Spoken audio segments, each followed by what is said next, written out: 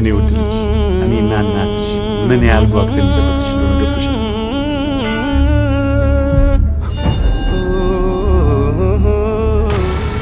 ልጄን ለማዳን ሩጫ ራስሽን ጠብቂ። ማሚ ማሙጣት ለአንቺ ለአንድ ልጄ ምንም ነገር ከማድረግ ወደ ኋላ